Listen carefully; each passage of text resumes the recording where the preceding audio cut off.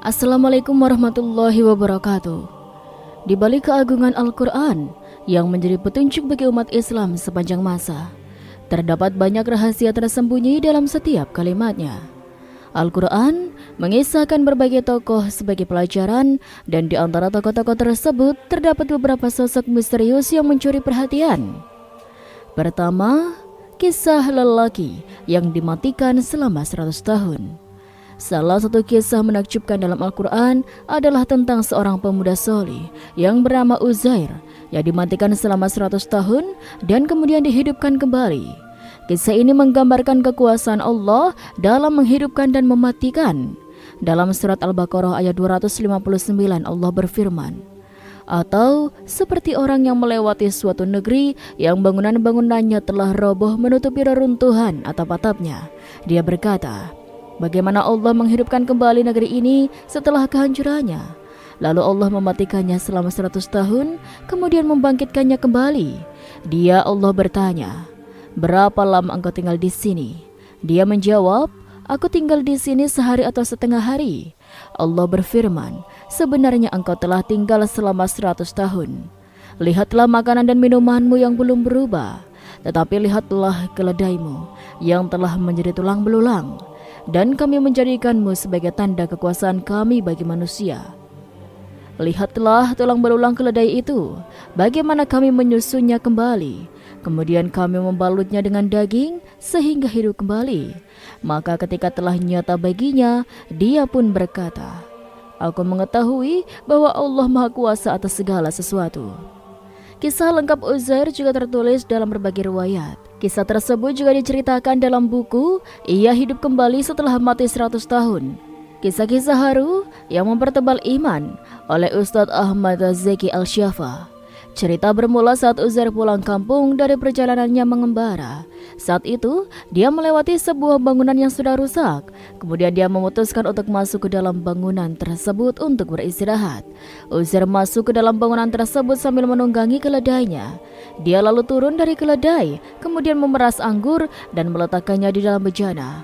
Ia juga mengeluarkan roti dan memasukkannya dalam bejana berisi perasan anggur tersebut, kemudian memakannya. Setelah Uzair merebahkan punggung dan meletakkan kedua kakinya pada dinding sambil memandangi atap dan sekelilingnya, ia tahu bahwa penghuni rumah itu sudah lama meninggal karena dia menemukan tulang belulang manusia yang berserakan. Ia pun berpikir, bagaimanakah cara Allah menghidupkan kembali negeri yang sudah hancur? Pikiran Uzair ini bukan sebagai bentuk keraguan, tetapi salah satu wujud kontemplasi atas kekuasaan Allah Subhanahu wa Ta'ala. Allah mendengar apa yang dipikirkan oleh Uzair, kemudian mengutus malaikat Israel untuk mencabut nyawa Uzair. 100 tahun kemudian, Allah kembali menghidupkan Uzair. Malaikat bertanya kepadanya, berapa lamakah engkau tinggal di sini? Uzair menjawab, aku tinggal di sini sehari atau setengah hari. Malaikat lalu memberitahu, sesungguhnya engkau telah tinggal di sini selama 100 tahun. Lihatlah makanan dan minumanmu. Terlihat roti dan minuman anggur itu masih utuh. Kemudian malaikat berkata lagi, lihatlah keledaimu. Ternyata keledainya tinggal tulang belulang. Dengan izin Allah, malaikat menyeru kepada keledai itu agar hidup kembali. Tulang belulang keledai itu berdatangan dari segala arah hingga membentuk keledai utuh dan hidup kembali. Ini sesuai dengan firman Allah Subhanahu wa Ta'ala. Dan lihatlah kepada keledaimu yang telah menjadi tulang belulang. Kami akan menjadikan kamu tanpa kekuasaan kami bagi manusia. Dan lihatlah kepada tulang belulang keledai itu, kemudian kami menyusunnya kembali, lalu kami membalutnya dengan daging. Uzair membawa keledainya berjalan menuju rumahnya dahulu. Sepanjang perjalanan, dia melihat orang-orang asing dan mereka pun tak ada yang mengenal Uzair. Sampai akhirnya dia sampai di rumahnya. Tinggallah seorang wanita tua yang berusia sekitar 120 tahun. Jika dihitung usia Uzair saat itu adalah 140 tahun. Namun badannya masih sama seperti pemuda 40 tahun. Uzair bertanya kepada nenek itu, wahai ibu, apakah benar ini rumah Uzair? Benar, ini memang rumah Uzair, jawab wanita tua itu. Wanita itu menangis dan berkata, aku tidak pernah menemukan seorang pun yang masih mengingat Uzair. Akulah Uzair. Allah Subhanahu wa Ta'ala mematikan aku selama 100 tahun. Kemudian dia membangkitkan aku kembali. Ujar Uzair. Wanita itu berkata, Maha suci Allah, sesungguhnya kami telah kehilangan Uzair sejak 100 tahun lalu dan kami tidak pernah mendengar namanya. Aku ini adalah Uzair, kata Uzair menegaskan. Wanita itu mengatakan, sesungguhnya Uzair adalah orang yang doanya dikabulkan oleh Allah. Ia senantiasa mendoakan untuk kesembuhan bagi orang yang telah sakit. Maka doakan aku agar Allah menyembuhkan dan mengembalikan pandangan mataku sehingga aku dapat melihatmu. Jika engkau benar-benar Uzair, tentu aku akan mengenalmu. Uzair pun berdoa kepada Allah Subhanahu wa taala dan mengusapkan tangannya pada kedua kelopak mata wanita itu. Subhanallah, mata wanita yang sudah tidak bisa melihat itu menjadi sembuh dan bisa melihat kembali. Uzair berkata, "Bangunlah dengan izin Allah." Wanita itu bangkit dan berkata, "Aku bersaksi bahwa engkau benar-benar Uzair." Uzair juga diyakini sebagai seorang nabi di luar 25 nabi yang wajib diimani. Ia juga seperti Khidir yang juga diyakini sebagai nabi. Kisah Uzair juga diriwayatkan dalam salah satu hadis dari buku Umur dan Silsilah Para Nabi karya Jihad Muhammad Hajjah oleh Abi Hatim Ar-Razi dalam tafsir Ibnu Hatim. Nabi Uzair alaihissalam adalah salah satu nabi yang tidak termasuk ke dalam 25 nabi dan rasul yang wajib diimani umat Islam. Abi Hatim yang menukil dari riwayat Najiyah bin Ka'ab al-Sadi dari Ali bin Abi Thalib mengatakan bahwa Nabi Uzair alaihissalam disapa sebagai Nabi Allah Subhanahu wa taala. Uzair, Nabi Allah, telah keluar dari kotanya dan dia adalah seorang pemuda. Dia melewati sebuah negeri Kirbat. Ujarnya, Al-Hafiz Abu Al-Qasim menyebutkan silsilah dari Uzair yaitu Uzair bin Jarwah. Riwayat lain menyebutkan sebagai Uzair bin Suraik, Ibnu Adiyah, Ibnu Ayub, Ibnu Darzan, Ibnu Ura, Ibnu Taki, Ibnu Usbu, Ibnu Fadhas, Ibnu Al-Azir, Ibnu Harun, Ibnu Imran.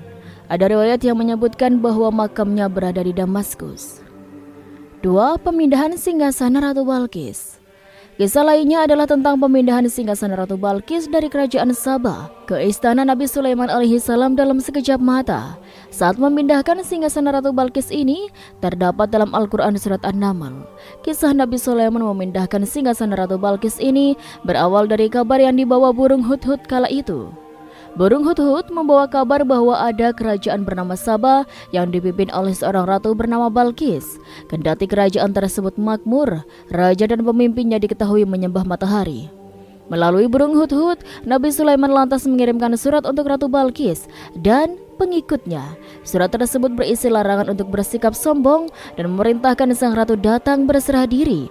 Menerima surat tersebut, Ratu Balqis mengirim pasukannya untuk menemui Nabi Sulaiman. Namun Nabi Sulaiman tidak tertarik dan menolak hadiah-hadiah atau persembahan yang dibawa suruhan Ratu Balqis. Mengetahui sikap Nabi Sulaiman dari cerita suruhannya, Ratu Balqis mengerti bahwa pasukan dan kerajaannya bukan tandingannya.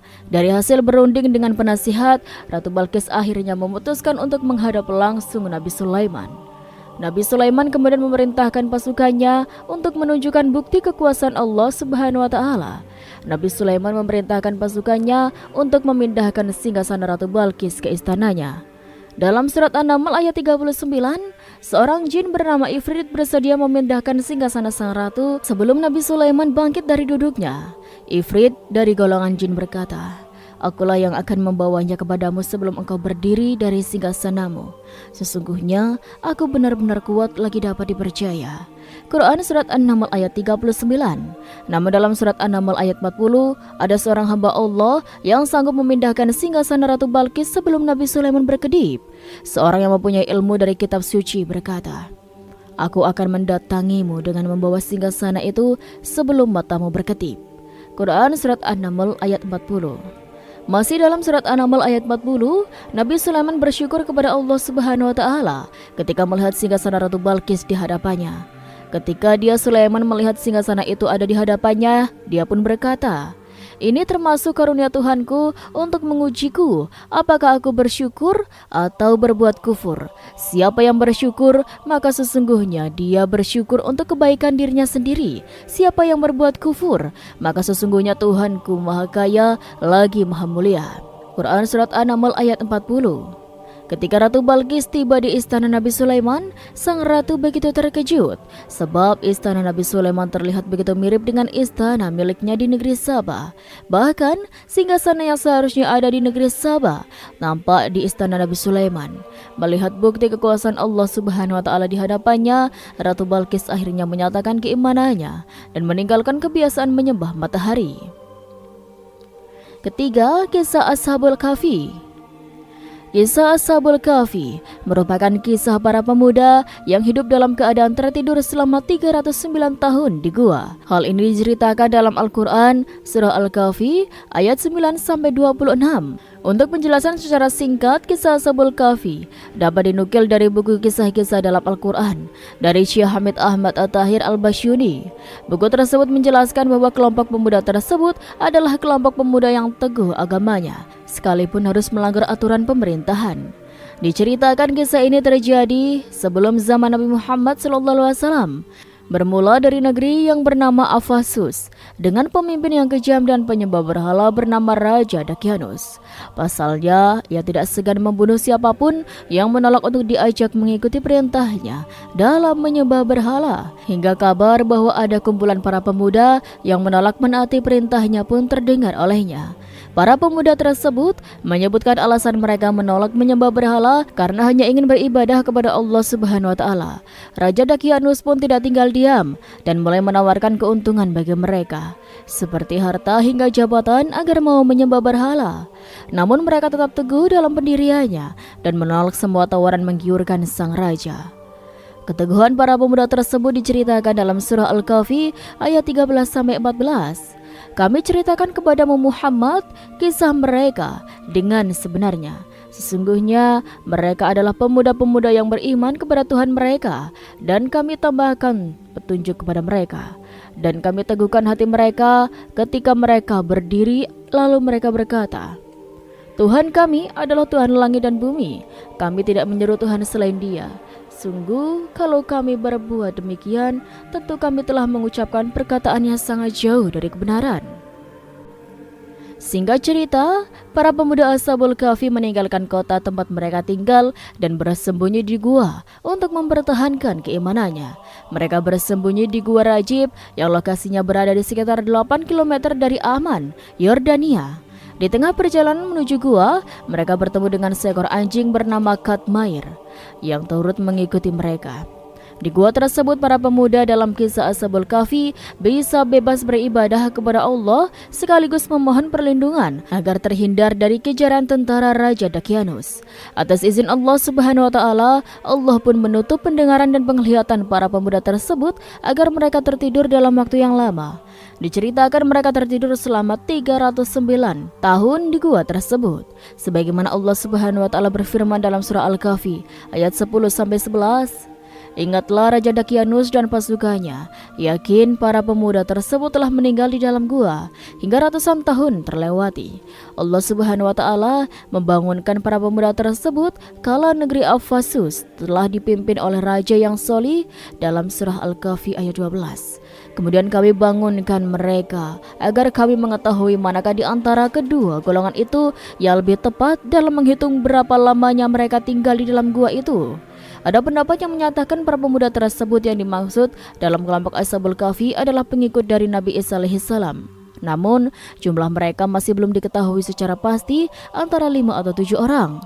Namun, dalam penyebutan bahasa Arab, dalam surah Al-Kahfi dapat menunjukkan jumlah kelompok Ashabul Kahfi ada 7 orang. Kemudian disebut juga kata ataf yang berarti 8 orang dengan anjing yang mengikuti mereka di dalam gua.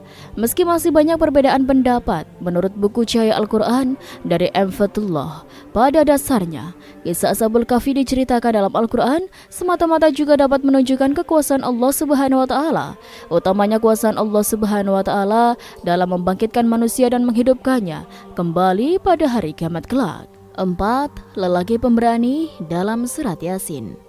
Surat Yasin mengabadikan kisah tentang kegigihan lelaki dari ujung kota untuk berdakwah, mengingatkan kaumnya dari kesesatan. Dia berangkat untuk mengingatkan kaumnya tentang 3 utusan Tuhan yang didustakan mereka.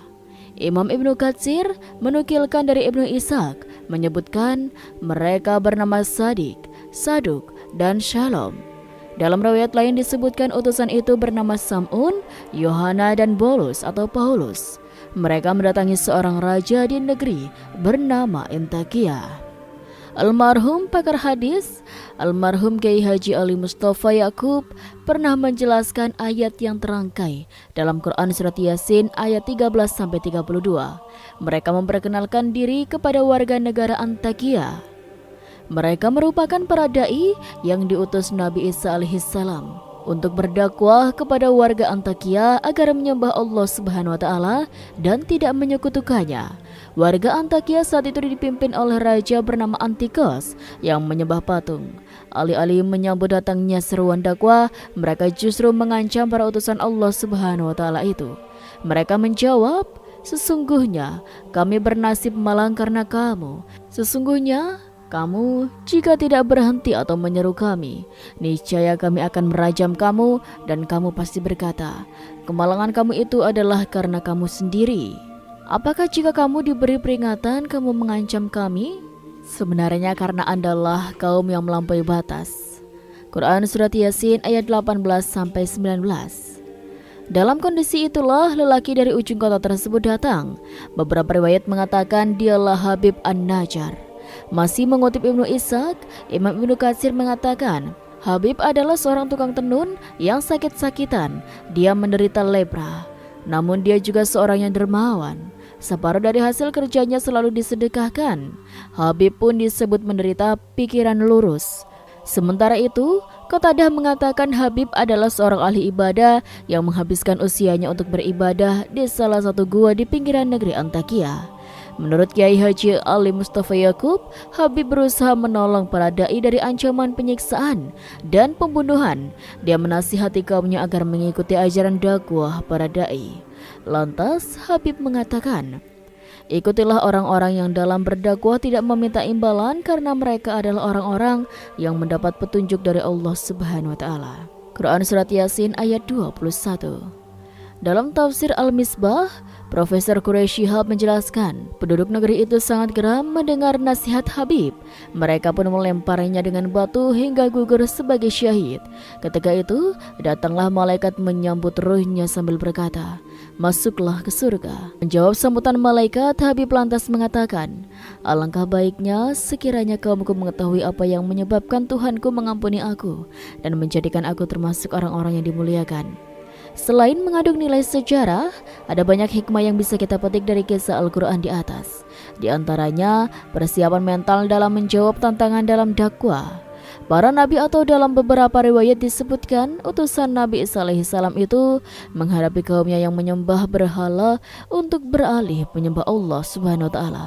Saat kaumnya meragukan mereka merupakan utusan Allah, mereka dengan percaya diri menjawab, "Tuhan kami mengetahui bahwa kami adalah utusan kepada kamu, dan tugas kami tidak lain kecuali menyampaikan dengan jelas." Datangnya lelaki mukmin ini membela mereka menunjukkan betapa tulus lelaki itu. Quraisy Shihab menjelaskan, Habib bin Najjar atau siapapun namanya bersedia membuktikan kepada kaumnya ketulusan para rasul itu meski dia berada jauh dari kota. Menurut Quraisy Shihab, Al-Aqsa dalam ayat itu disebut sebagai tempat jauh dari kota. Adanya tempat bergegas menunjukkan sesuatu yang penting dalam hidupnya sehingga harus dikerjakan dengan sungguh-sungguh. Kelima, pengikut Fir'aun yang membela Nabi Musa. Lelaki beriman dari keluarga Fir'aun. Pertarungan antara keimanan dan kekufuran, antara hak dan batil akan senantiasa ada di setiap zaman. Dengannya akan tersingkap jati diri para pembela dan pendukung dari masing-masing pihak. Para pembela dan pendukung kebatilan terus mencari-cari dalih untuk membenarkan kebatilan mereka dan menempuh segala cara untuk membela dan mempertahankannya. Sedangkan Ahlul Haq, mereka senantiasa bertawakal kepada Allah dan menempuh cara-cara yang diridhoi Allah Azza wa Jalla sampai datang kemenangan yang dijanjikan. Allah Subhanahu wa taala berfirman, "Dan katakanlah yang benar telah datang dan yang batil telah lenyap. Sesungguhnya yang batil itu adalah sesuatu yang pasti lenyap." Maka ambillah pelajaran dari kisah ini. Allah Subhanahu wa taala telah mengutus Nabi Musa kepada Firaun dan para pembesarnya seperti Hamam dan Korun. Saat itu Firaun seorang raja, Haman, menteri dan Korun adalah orang Israel yang merupakan kaum Nabi Musa, tapi ia memeluk agama Firaun sekaligus pembesarnya dan dia memiliki harta melimpah. Saat Nabi Musa alaihissalam mendatangi mereka membawa kebenaran, membawa bukti ayat-ayat Allah Azza wa Jalla dan keterangan yang nyata dari sisi Allah, Fir'aun tetap dalam kesesatannya, bahkan semakin sesat dan menyesatkan dan terus melanjutkan kesewenangannya dan keingkarannya. Oleh karena itu, dengan nada mengingkari kerasulan dan kenabian Musa, mereka, Fir'aun dan para pembesarnya mengatakan Musa adalah seorang ahli sihir dan pendusta. Quran Surat Al-Mu'min ayat 24. Fir'aun melakukan itu karena ia mengingkari adanya Rabb yang Maha Pencipta dan enggan beribadah kepadanya. Bahkan dia mengaku-ngaku dirinya Tuhan yang diibadahi sebagaimana Allah Azza wa Jalla berfirman. Maka ia mengumpulkan pembesar-pembesarnya lalu berseru memanggil kaumnya seraya berkata, "Akulah Tuhan kalian yang paling tinggi." Quran Surat An-Nazi'at ayat 23-24. Sementara itu, para pembesar kaum Fir'aun menyarankan raja mereka yaitu Fir'aun agar menyiksa Nabi Musa dan merubah keimanan dengan kekafiran serta melakukan penolakan dan penyiksaan. Mereka juga membisikkan bahwa dakwah Nabi Musa merupakan sesuatu yang akan merusak keyakinan bangsa Kipti. Para pembesar kaum Fir'aun berkata kepada Fir'aun, "Apakah kamu membiarkan Musa dan kaumnya untuk membuat kerusakan di negeri ini, Mesir, dan meninggalkan kamu serta Tuhan-Tuhanmu?" Kemudian mereka mengusulkan sesuatu yang Allah abadikan perkataan mereka ini. Mereka berkata, "Bunuhlah anak-anak orang-orang yang beriman bersama dengan dia, dan biarkanlah hidup wanita-wanita mereka." Dan tipu daya orang-orang kafir itu tak lain hanyalah sia-sia belaka. Al-Mu'min 25. Setelah semua hujah telah sampai kepada Fir'aun dan ia tidak dapat berbuat apapun kecuali hanya ingkar dan dengan provokasi para pembesarnya, maka ia mulai menggunakan kekuasaan. Fir'aun mengamini hasutan para pembesarnya dengan mengatakan, "Kita akan bunuh anak-anak laki-laki mereka, para pengikut Musa, dan kita biarkan hidup perempuan-perempuan mereka, dan sesungguhnya kita berkuasa penuh atas mereka." Mereka membunuh anak-anak orang beriman dan membiarkan hidup wanita-wanitanya. Bahkan mereka berencana untuk membunuh Musa alaihissalam sebagaimana Allah Azza wa Jalla beritakan. Dan berkata Fir'aun kepada pembesar-pembesarnya, "Biarkanlah aku membunuh Musa dan hendaklah ia memohon kepada Rabb-Nya, karena sesungguhnya aku khawatir dia akan menukar agamamu atau menimbulkan kerusakan di muka bumi." Quran Surat Al-Mu'min ayat 26. Mendengar hal tersebut, salah seorang dari keluarga Fir'aun yang beriman kepada Nabi Musa yang menyembunyikan keimanannya memberikan argumen dan pendapatnya dalam rangka membela Nabi Musa. Allah Azza wa Jalla mengisahkan tentang laki-laki yang beriman dari keluarga Fir'aun ini dalam firman-Nya. Dan seorang laki-laki yang beriman di antara pengikut-pengikut Fir'aun yang menyembunyikan imannya berkata, "Apakah kamu akan membunuh seorang laki-laki karena dia menyatakan, 'Tuhanku ialah Allah,' padahal ia telah datang kepadamu dengan membawa keterangan-keterangan dari Tuhanmu? Dan jika ia seorang pendusta, maka dialah yang akan menanggung dosa dustanya itu. Dan jika ia seorang yang benar, niscaya sebagian bencana yang diancamkannya kepadamu akan menimpamu. Sesungguhnya Allah tidak menunjuki orang-orang yang melampaui batas lagi pendusta." Quran Surat Al-Mu'min ayat 28. Maksudnya bahwa orang ini menyembunyikan keimanannya ketika Fir'aun bermaksud membunuh Nabi Musa lalu meminta pendapat dari para pembesarnya. Maka orang ini mengkhawatirkan Nabi Musa, kemudian ia dengan keberaniannya namun tetap dengan lemah lembut menyarankan agar Fir'aun tidak melakukan niatnya tersebut. Ia sampaikan itu sebatas pada usulan dan penyampaian pendapat. Yang masyhur dari pendapat para ulama, lelaki mukmin ini adalah seorang Kipti dari keluarga Fir'aun. As-Sudi mengatakan dia adalah anak paman Fir'aun, dan ada juga yang mengatakan bahwa dia termasuk orang yang selamat bersama Musa. Ibnu Jarir memilih pendapat ini dan membantah orang yang mengatakan bahwa lelaki tersebut berasal dari orang Israel. Dengan bukti Fir'aun mau memperhatikan dan mau mendengarkan perkataannya dan tidak jadi membunuh Musa pada saat itu. Seandainya orang ini adalah dari bangsa Israel, tidak diragukan lagi, tentu dia akan segera mendapatkan hukuman karena dia termasuk orang Israel. Dan Ibnu Jurayj dari Ibnu Abbas mengatakan bahwa tidak ada yang beriman di antara keluarga Fir'aun kecuali laki-laki ini dan istri Fir'aun. Lelaki ini yang datang dari ujung kota bergegas-gegas seraya berkata, "Hai Musa, sesungguhnya pembesar negeri sedang berunding tentang kamu untuk membunuhmu. Oleh karena itu, keluarlah dari kota ini. Sesungguhnya aku termasuk orang-orang yang memberi nasihat kepadamu." Diriwayatkan oleh Ibnu Abi Hatim. Laki-laki yang beriman dan menyembunyikan keimanannya dari kaumnya ini tidak menampakkan keimanannya kecuali pada hari di mana Fir'aun mengatakan akan membunuh Musa. Maka lelaki tersebut menampakkan keimanannya dan berani menampakkannya di hadapan Fir'aun. Ini dia lakukan karena Allah Azza wa Jalla. Bahkan dia berani menasihati Fir'aun dengan perkataannya yang sangat santun. Nabi SAW bersabda, "Jihad yang paling utama adalah menyampaikan perkataan adil. Dalam riwayat yang lain, perkataan hak di hadapan pemimpin yang halim." Apa yang dilakukan lelaki ini merupakan tingkatan jihad yang paling tinggi. Ucapan anak pamannya ini merupakan salah satu bentuk keadilan dan kebenaran. Karena dalam penyampaian pendapat itu, ia telah membuka rahasia keimanannya yang selama ini ia sembunyikan.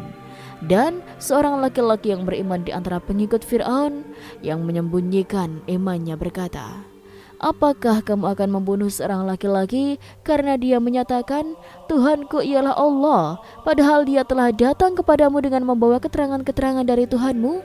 Apakah kamu akan membunuh seseorang karena dia mengatakan Tuhannya adalah Allah, padahal dia datang dengan membawa berbagai mukjizat dan kejadian luar biasa yang telah dijanjikan dan telah kalian saksikan? Ini adalah bukti nyata yang menunjukkan kebenaran ajarannya dan Musa adalah seorang utusan Allah. Dan jika ia seorang pendusta, maka dialah yang menanggung dosa-dustanya itu. Dan jika ia seorang yang benar, niscaya sebagian bencana yang diancamkannya kepadamu akan menimpamu. Sesungguhnya Allah tidak menunjuki orang-orang yang melampaui batas lagi pendusta.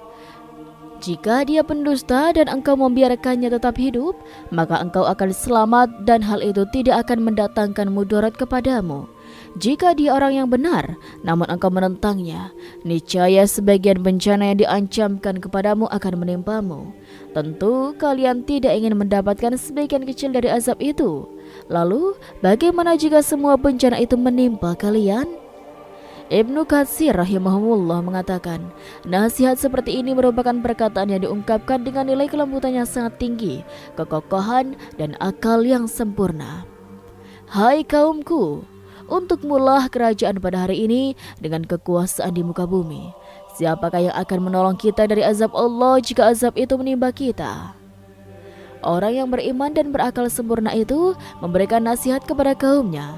Dia berkata, "Wahai kaumku, untuk kalianlah kerajaan pada hari ini dengan berkuasa di muka bumi." Maksudnya, kalian orang yang berkuasa dan mengendalikan mereka. Siapakah yang akan menolong kita dari azab Allah Azza wa Jalla jika azabnya menimpa kita? Maksudnya, meskipun jumlah kalian berlipat ganda dan berkekuatan besar, namun itu semua tidak akan bermanfaat bagi kita, kalian, dan tidak akan dapat menolak siksa dan azab raja di raja Allah Azza wa Jalla. Dia mengingatkan mereka jangan sampai kerajaan ini dicabut dari mereka, karena tidaklah suatu negeri itu bertentangan dengan agama, melainkan negeri itu akan dilenyapkan dan akan dihinakan setelah dimuliakan. Itu juga terjadi pada keluarga Fir'aun. Mereka masih terus dalam keraguan serta tetap melancarkan perlawanan dan pengingkaran terhadap apa yang dibawa oleh Nabi Musa alaihissalam kepada mereka, sehingga Allah Azza wa Jalla mengambil kerajaan, kekuasaan, istana, kekayaan, kenikmatan, dan kesenangan yang ada pada mereka, lalu mereka ditenggelamkan ke laut dalam keadaan hina. Kehormatan dan kedudukan tinggi mereka berubah menjadi kehinaan dan tempat yang paling rendah. Kemudian Allah Subhanahu wa Ta'ala menceritakan bagaimana Fir'aun berkhianat dan menipu kaumnya dalam bantahannya terhadap perkataan orang yang beriman tadi. Fir'aun berkata, "Aku tidak mengemukakan kepadamu melainkan apa yang aku pandang baik, dan aku tiada menunjukkan kepadamu selain jalan yang benar." Quran Surat Al-Mu'min ayat 29. Fir'aun berdusta dalam perkataan dan bantahannya ini. Dia berkhianat kepada Allah Subhanahu wa Ta'ala dan Rasul-Nya dan juga kepada rakyatnya. Dia menipu rakyatnya dengan nasihatnya dan mengatakan, "Dan aku tiada menunjukkan kepadamu selain jalan yang benar." Yaitu maksudnya, tidaklah apa yang aku serukan kepada kalian ini kecuali akan menuju jalan kebenaran dan kebaikan serta jalan petunjuk. Ini merupakan kedustaannya, walaupun kemudian para pengikutnya mematuhinya dan mengikutinya. Allah Subhanahu wa Ta'ala berfirman, "Tetapi mereka mengikuti perintah Fir'aun, padahal perintah Fir'aun sekali-kali bukanlah perintah yang benar." Dan Allah berfirman, "Dan Fir'aun telah menyesatkan kaumnya dan tidak memberi petunjuk." Tidaklah di antara para pemimpin yang mati, di mana pada hari kematiannya dalam keadaan dia hianat kepada rakyatnya, kecuali dia tidak mencium wanginya surga, dan sesungguhnya wanginya surga itu akan tercium dari jarak sejauh 500 tahun perjalanan. Demikian sedikit kisah keimanan lelaki dari keluarga Fir'aun. Semoga bisa menjadi pelajaran bagi kita semua. Wallahu alam. Sekian. Wassalamualaikum warahmatullahi wabarakatuh.